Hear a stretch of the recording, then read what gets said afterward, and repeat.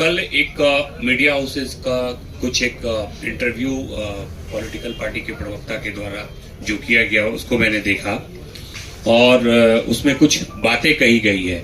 उसमें पहला आरोप जो लगाया गया है प्रशांत किशोर जी पे वो ये है कि वो झूठ बोल रहे हैं कि उन्हें सशर्त बेल देने की बात कही गई, उन्हें उसे मानने से इनकार किया और तत्पश्चात जो है उनको बेल मिला बिना शर्त का।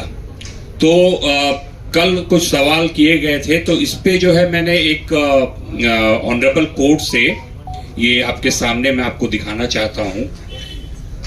सर्टिफाइड ऑर्डर है कोर्ट का, जो है ये सर्टिफाइड ऑर्डर है, ये देखिए मोहर वगैरह लगा हुआ है।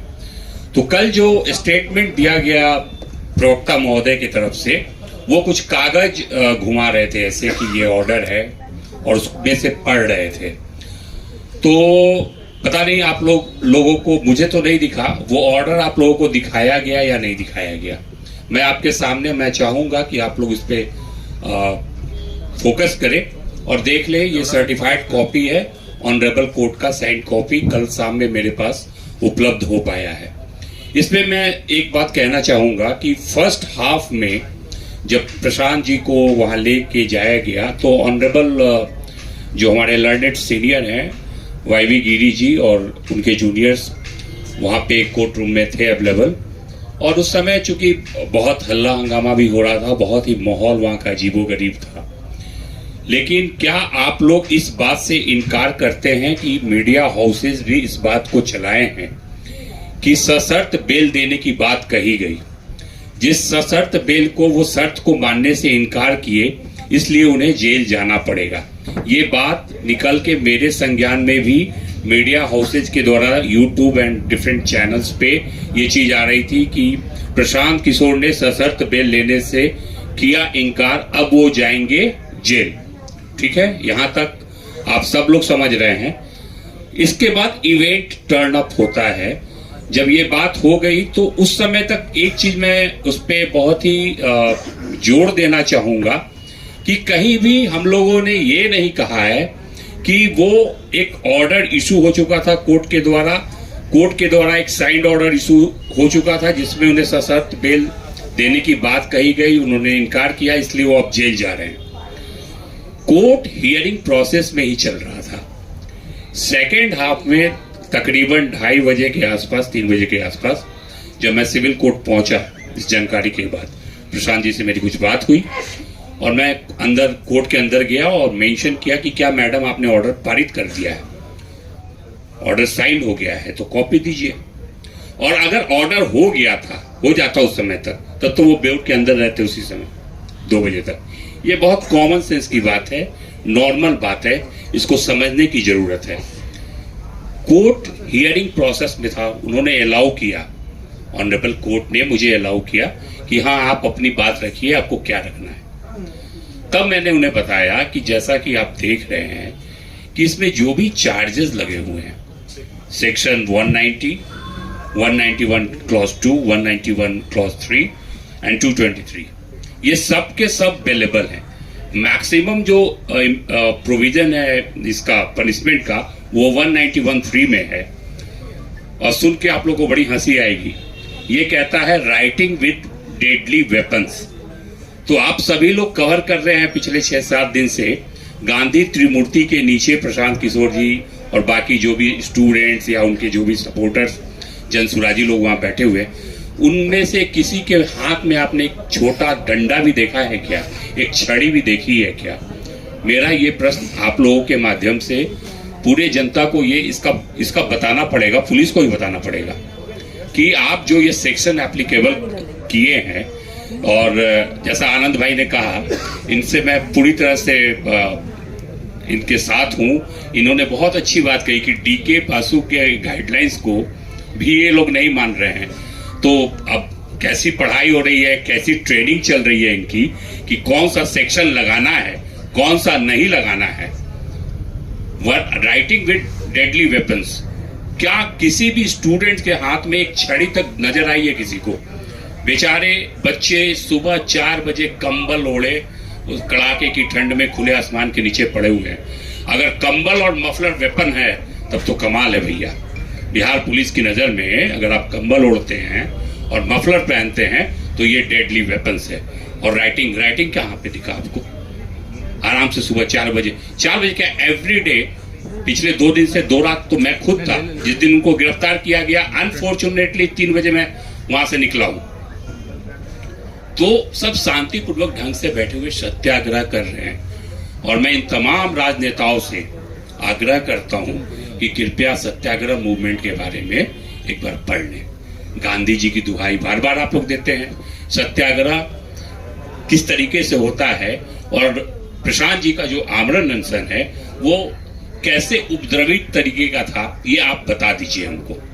पहले तो निहत्थे बच्चों पे आप लाठी चलाइए, बेचारे री एग्जामिनेशन की मांग कर रहे हैं। गलती तो आप किए हैं, आपने एडमिट किया है आयोग ने इसको एक तरीके से। The moment you cancel the examination of Bapu परीक्षा केंद्र of 12,000 or perhaps 18,000 students, meaning thereby you admitted your fault कि आप गलती किए हैं। ऐसे ही कर दिया क्या 18,000 स्टूडेंट का आपने एग्जामिनेशन कैंसिल। अब आते हैं कोर्ट में, फिर वही प्रोसेस हियरिंग की चल रही थी। ऑनरेबल ने सुना मुझे शांतिपूर्वक ढंग से। मैंने उनसे रिक्वेस्ट किया कि देखिए ये सारे के सारे सेक्शंस बेलेबल सेक्शंस हैं और इस शख्स को कोर्ट पुलिस थाने में कायदे से बेल मिलनी चाहिए, कॉन्स्टिट्यूशनल राइट है। तो वहां बेल नहीं मिला, तो जब इनका राइट का वायलेशन हुआ है तो मैडम आप सशर्त बेल क्यों दे रही हैं? जो पुलिस ने नहीं किया वो काम आप कर दीजिए, मेरी रिक्वेस्ट है। इसको उन्होंने सुना, काफी टाइम लिया। तत्पश्चात उनको जो है पीआर बॉन्ड पे ही सिंपली उनको मुक्त किया गया है। अब मैं आप लोगों को बता दूं कि पीआर बॉन्ड जो है वो बेसिकली पर्सनल रिकॉग्निजेंस बॉन्ड कहते हैं उसको। और पर्सनल रिकॉग्निजेंस बॉन्ड में भी शर्त रहता है भैया, कोर्ट चाहे तो शर्त लगा सकता है। लेकिन मैं आप लोगों को क्लियर कर देना चाहता हूं कि उसमें चूंकि वो पीआर बॉन्ड मैंने ही ड्राफ्ट किया था, वो पीआर बॉन्ड मैंने अपने हाथों से हैंड रिटेन ऐसे ही एक A4 के कागज पे अपने हाथ से लिखा है। वो यहाँ नहीं है, कोर्ट का रिकॉर्ड है, कोर्ट में होगा। उसमें 4 बातें मैंने लिखी है। अब आप बताइए कि क्या वो शर्त है या फिर वो तथ्य है। पहली बात उसमें जो लिखी गई कि I M accused in this case, मैं इस केस में अभियुक्त हूं, मतलब 5/2025 गांधी मैदान पीएस केस। तो क्या ये बात शर्त है कि तथ्य है कि मैं इस केस में अभियुक्त हूं? वो अभियुक्त है, लिखा उन्होंने। दूसरी बात जो लिखी गई उसमें ये लिखी गई कि I am being enlarged on bail by this honourable court, इस कोर्ट के द्वारा मुझे जमानत पर मुक्त किया जा रहा है। ये शर्त है या तथ्य है, ये आप डिसाइड कीजिए, ठीक है। तीसरी बात जो लिखी गई वो ये लिखी गई, I will cooperate the police in investigation and face the trial. मतलब मैं बिहार पुलिस को अगर वो इन्वेस्टिगेट करते इस मैटर को तो उसमें सहयोग करूंगा, और अगर ट्रायल चलता है, विचारण चलता है, तो मैं कोर्ट में अपीयर होऊंगा। तो ये भी क्या शर्त है? क्या कोई भी भारत का नागरिक या भारत के संविधान को मानने से जो इनकार करेगा वही बोलेगा कि हम पुलिस को इन्वेस्टिगेशन में मदद नहीं करेंगे, और अगर मेरे अगेंस्ट ट्रायल चलेगा तो मैं इसको फेस नहीं करूंगा। ये कोई हार्ड एंड क्रिमिनल ही इस तरह का बात कर सकता है, एक टेररिस्ट ही इस तरह का बात कर सकता है। चौथा बात मैंने लिखा, अगर मैं ट्रायल नहीं फेस करूंगा और मैं पुलिस को कोऑपरेट नहीं करूंगा तो मैं 25,000 रुपया सरकार को दूंगा। तो आप लोग खुद ही डिसाइड कीजिए कि इसमें से कौन आपको शर्त लगता है। उनको ट्रायल तो फेस करना पड़ेगा, प्रशांत किशोर हो चाहे कोई भी हो। अगर आपके विरुद्ध FIR लॉन्च हुआ है, गलत या सही माननीय न्यायालय डिसाइड करेगा, ट्रायल चलेगा, जजमेंट होगा, नहीं संतुष्ट होंगे अपील में जाएंगे। Higher forums are there, high court are there, high courts are there, supreme court is there. तो वो तो न्यायालय ही डिसाइड करेगा। तो इस PR बॉन्ड पे, और अच्छा दूसरी बात एक जो निकल के आ रही है वो कल उसी जो प्रवक्ता महोदय ने कहा, उसमें उन्होंने कहा कि उनको थाने से बेल दिया जा रहा था, उन्होंने लेने से इनकार किया। आप सभी को पता है कि उनके विरुद्ध जो है केस इंस्टीट्यूट हुआ है वो गांधी मैदान थाने में हुआ है। आप लोग उनके गाड़ी के पीछे थे, वहीं से हम लोग को भी पता चल रहा है बैठे बैठे अपने कार्यालय में। तो आप हमको ये बताइए कि गांधी मैदान त्रिमूर्ति से उठाने के बाद उनको गांधी मैदान थाने कब ले जाया गया? This is the question of jurisdiction.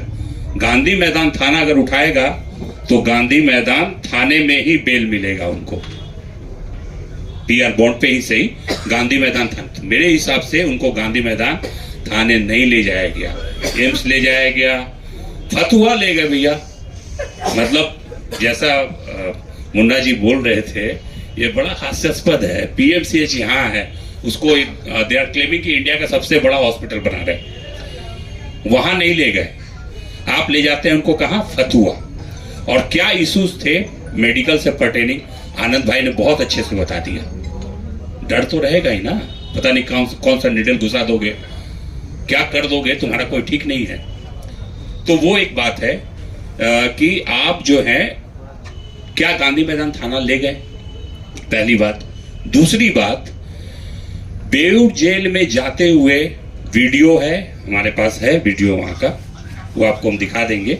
जो डीएसपी साहब का स्कॉर्पियो है, थाने की गाड़ियां हैं, जेल के अंदर ले गए ये लोग। यहां भी जब ये क्लियर हो गया, क्योंकि Prashant ji was not sure, बाहर पुलिस जब उनको ले गई, उनके हाथ में माइक थमा दी कि ये भीड़ हमसे कंट्रोल नहीं होगा, या तो ये उग्र बच्चे कुछ कर डालेंगे और फिर बदले की मतलब कार्रवाई में हमें गोली चलाना पड़ेगा।